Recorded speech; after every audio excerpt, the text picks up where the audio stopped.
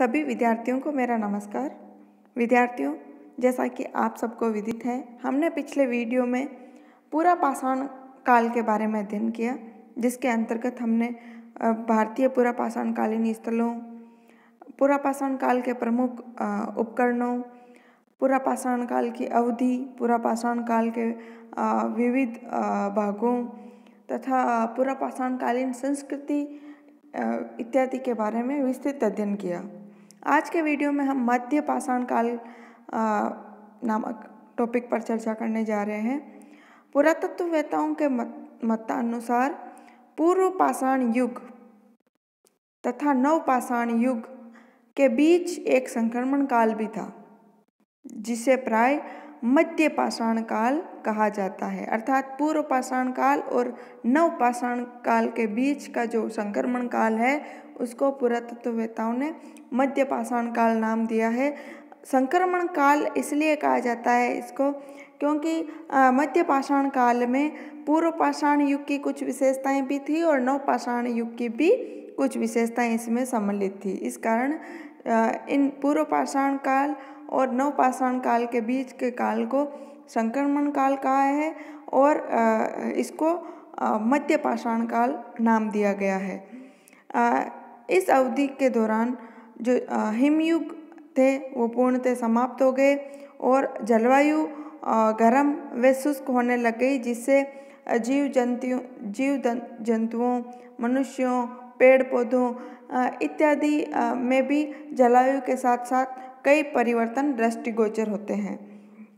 विद्यार्थियों, इस युग के जो औजार हैं वो बहुत ही छोटे हैं। अर्थात इस युग के जो औजार मिले हैं, उपकरण मिले हैं, वो बहुत छोटे हैं। इसलिए उन्हें प्राय लघु पाषाण उपकरण, अणु पाषाण उपकरण या माइक्रोलिथ अर्थात लघु औजार के नाम से भी जाना जाता है। इसी कारण इसको माइक्रोलिथिक एज भी कहा जाता है। प्रमुख स्थल मध्य पाषाण काल के भारत में बहुत अधिक मात्रा में अवशेष मिले हैं। अलग अलग स्थानों पर मध्य पाषाणकालीन उपकरणों इत्यादि के अवशेष मिले हैं। विद्यार्थियों, सर्वप्रथम माइक्रोलिथ उपकरणों की खोज भारत में कार्लाइल द्वारा 1867 ईस्वी में विंध्य क्षेत्र में की थी।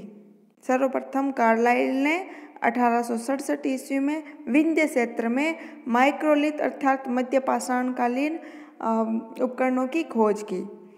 मध्य पाषाण काल के जो भारत में स्थल है वो इस प्रकार है। राजस्थान में जो मध्य पाषाणकालीन स्थल है विद्यार्थियों, वो है तिलवाड़ा, पचपदरा, नदी घाटी बाड़मेर, सोजत जो कि पाली में है, बागौर क्षेत्र भीलवाड़ा तथा झालावाड़ इत्यादि क्षेत्रों से मध्य पाषाणकालीन स्थल या मध्य पाषाणकालीन स्थल है राजस्थान के, तथा इनसे मध्य पाषाणकालीन उपकरण वगैरह मिले हैं। दूसरा है गुजरात। गुजरात में अवाज, बलसाना, हीरपुर, लंगनाज, पावागढ़, मिताली इत्यादि स्थानों से मध्य पाषाणकालीन अवशेष प्राप्त हुए हैं। मध्य प्रदेश से जावद, नीमच, उज्जैन, इंदौर, बड़ा बड़दा, मोरटका, रामगढ़, आंगर, आमला, आदमगढ़, पुंजपुरा, भोपाल, भीमबेटका, रायसेन, रामपुरा आदि स्थलों से मध्य पाषाण युगीन अवशेष प्राप्त हुए हैं।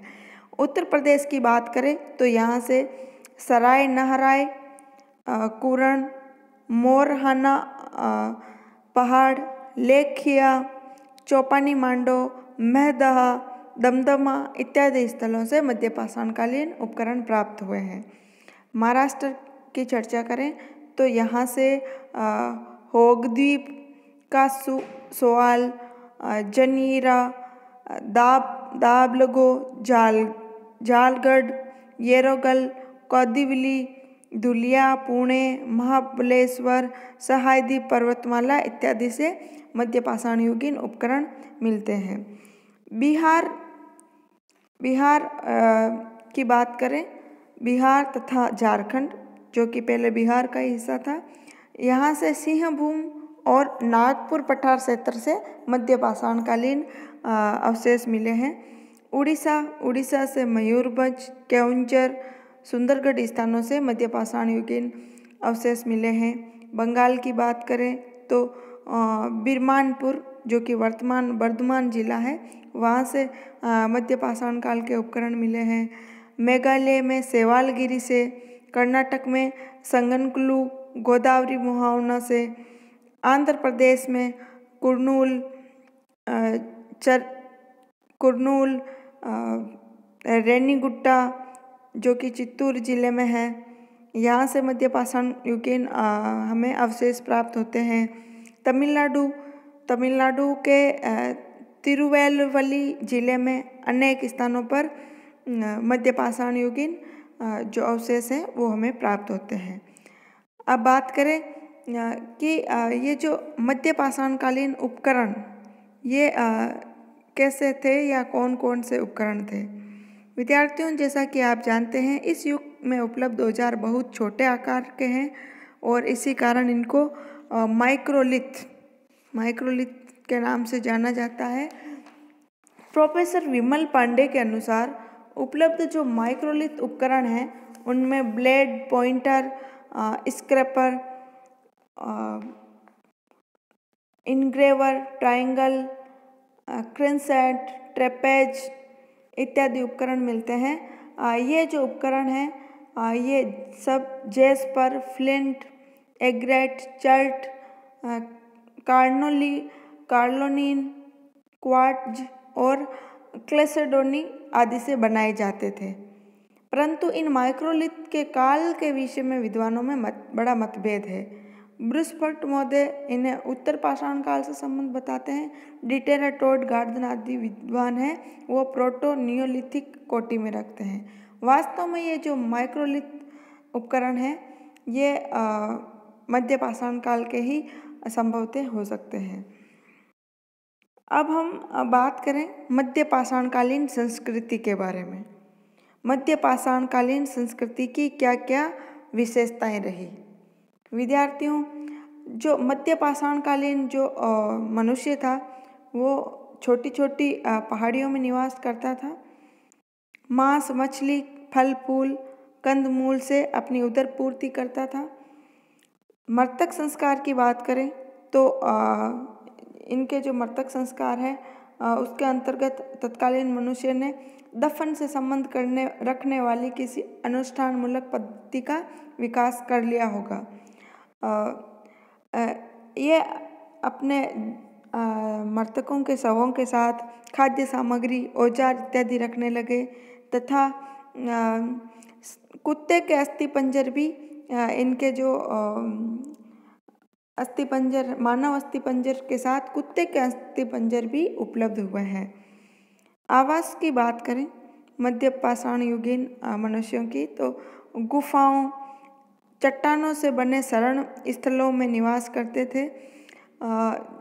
गुफाओं की बात करें तो मध्य पाषाणकालीन गुफाएं मिली है जहाँ प्राचीन जो मनुष्य निवास करता था भीमबेटका, बेलन घाटी इत्यादि से, तथा इस युगीन मानव ने गृह निर्माण भी शुरू कर दिया था क्योंकि झोंपड़ी के अवशेष भी इस काल के मिले हैं।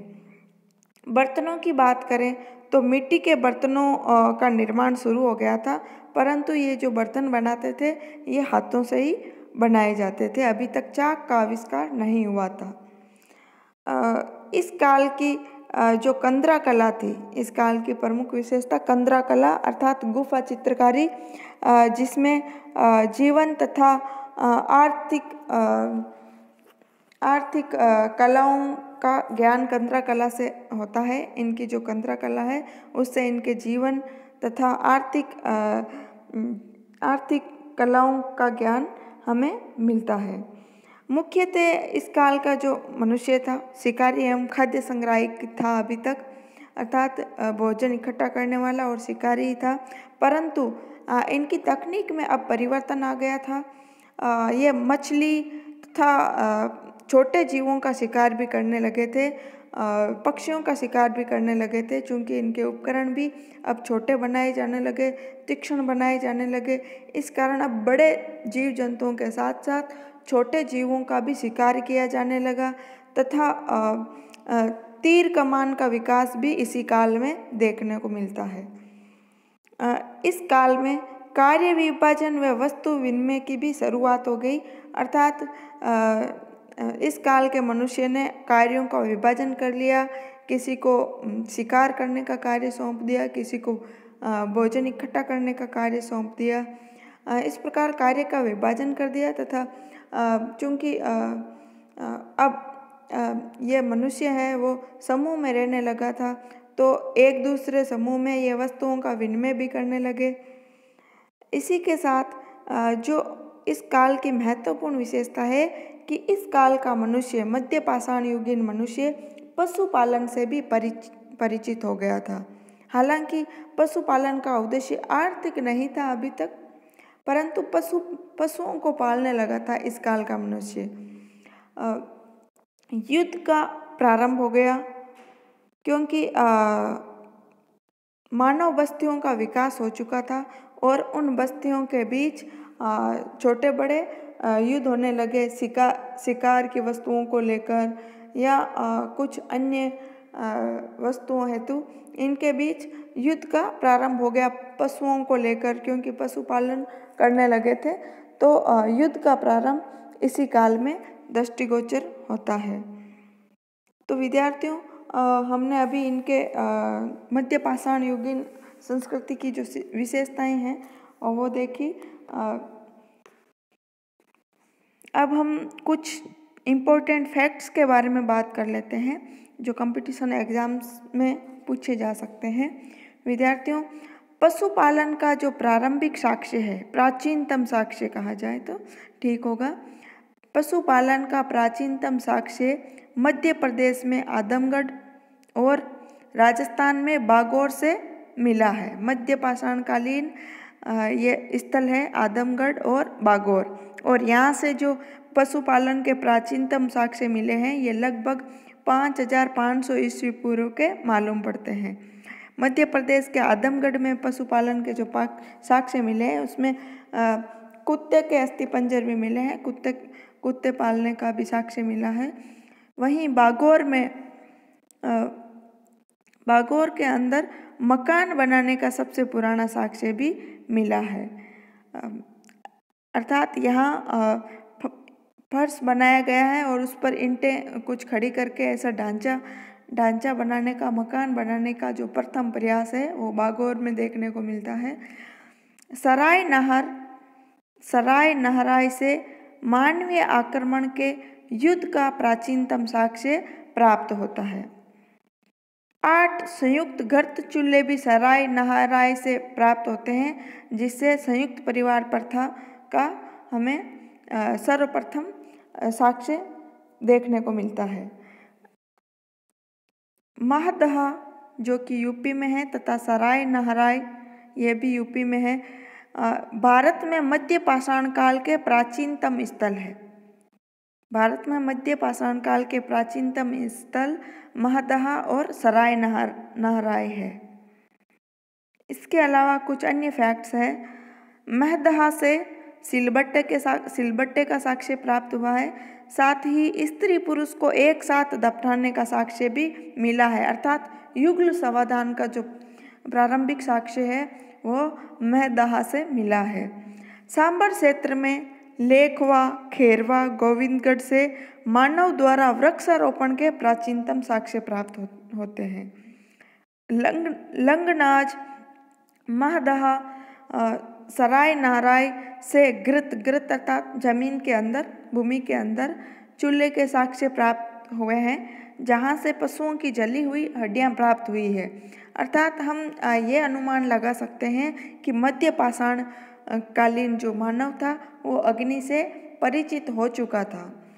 सबसे पहला जो मानव अस्थिपंजर है वो हमें मध्य पाषाण काल में ही मिलता है। मध्य पाषाण काल में ही सबसे पहले मानव अस्थिपंजर के साक्ष्य प्रतापगढ़, उत्तर प्रदेश के सराय नहराई तथा महदहा स्थान से प्राप्त हुए हैं। चौपानी मांडो जो कि यूपी में है, इलाहाबाद के पास है। चौपानी मांडो से विश्व में मिट्टी के बर्तन के प्राचीनतम साक्ष्य मिले हैं विद्यार्थियों। साथ ही चौपानी मांडो से ही सर्वप्रथम झोंपड़ी बनाने के साक्ष्य मिले हैं। छत्तेनुमा झोंपड़ी का निर्माण का साक्ष्य यहाँ मिला है चौपानी मांडो यूपी में। अब हम मध्य पाषाणकालीन कंदरा कला के बारे में, गुफा कला के बारे में थोड़ी चर्चा कर लेते हैं। वर्षा और वायु के सामूहिक प्रभाव से अनेक पर्वतमालाएं अनेक स्तरों पर कट गई है और उनके बीच कंदराएं बन गई है। प्राचीन मनुष्यों ने इन्हीं कंदराओं को अपना आवास बनाया, इन्हीं गुफाओं को, कंदराओं को अपना आवास बना लिया। इन्हीं कंदराओं में, इन्हीं की दीवार पर उस युग के मनुष्यों द्वारा अंकित किए गए चित्र हैं। इसका जो सबसे बड़ा भंडार है वो विंध्याचल की पहाड़ियों में भीमबेटका में मिला है। भीमबेटका कंदरा कला, यहाँ की लगभग 500 गुफाओं में हजारों चित्र बनाए गए हैं विद्यार्थियों। और इन चित्रों की विशेषता इस प्रकार है कि मानव जीवन के प्राय सभी पक्षों को प्रकट किया गया है। शिकार के पूर्ण नृत्य, मनोरंजन के नृत्य, शिकार, गर्भवती महिला, गर्भवती गाय, गेंडे का शिकार जिसमें एक आदमी को गेंडे ने सींग से उठाकर पटक दिया है, मुखौटों में नृत्य, मुखौटों में शिकार इत्यादि चित्र हैं वो इन भीमबेटका की गुफाओं में बने हुए हमें देखने को मिलते हैं विद्यार्थियों। भीमबेटका के गुफा चित्रों को सर्वप्रथम प्रकाश में लाने का श्रेय श्री वाकणकर महोदय को है। नेक्स्ट है दलबंद गुफाएं अल्मोड़ा। प्रोफेसर नेमिशरण मित्तल ने लिखा है कि दलबंद के शैल चित्रों में पक्षियों और वनस्पति के चित्रण के साथ एक चित्र ऐसा है जिसमें 2 वयस्क और 2 बालक पांव से पांव और हाथ से हाथ मिलाए आगे पीछे कतार में चले जा रहे हैं। यह चित्र परिवार की एकता और सुबद्धता का प्रतीक है। दोनों वयस्क पति पत्नी हैं और 2 बालक उनकी संतान है। यहीं से प्राप्त एक अन्य चित्र में चित्रकार ने अपनी दार्शनिकता को प्रकट करने का सफल प्रयत्न है वो किया है। इस चित्र में एक ऐसे मनुष्य का चित्रण है जिसके बाएं हाथ में एक अर्धगोलाकार आकृति है जो कि सूर्य, चंद्र अथवा ब्रह्मांड का प्रतीक माना जा सकता है, तथा उसका जो दूसरा हाथ है कुंडली तक पृथ्वी के समानांतर और उसके बाद कुंडली से उसके सिर की ओर मुड़ा हुआ है तथा सिर बाईं ओर को किंचित सामने झुका हुआ है। प्रोफेसर मित्तल का मानना है कि यह चित्र प्रस्तरकालीन मानव की विश्व कल्पना का प्रतीक है तथा रहस्यात्मकता का आभास देता है। अन्य स्थलों से प्राप्त चित्रों में भी कुछ परिपक्वता है वो दृष्टिगोचर होती है। होशंगाबाद, पंचमढ़ी, सिंगनपुर, कबरा पहाड़, सोन घाटी, मानिकपुर आदि स्थलों की गुफाओं में भी अनेक शैल चित्र हैं, परंतु वो शैल चित्र पूर्व ऐतिहासिक प्रतीत नहीं होते, अर्थात पाषाण युगीन प्रतीत नहीं होते। तो विद्यार्थियों, आज हमने मध्य पाषाणकालीन प्रमुख स्थलों, मध्य पाषाणकालीन उपकरणों, मध्य पाषाणकालीन संस्कृति तथा मध्य पाषाण काल के कुछ महत्वपूर्ण फैक्ट्स के बारे में अध्ययन किया। आज का वीडियो यहीं समाप्त करते हैं। धन्यवाद।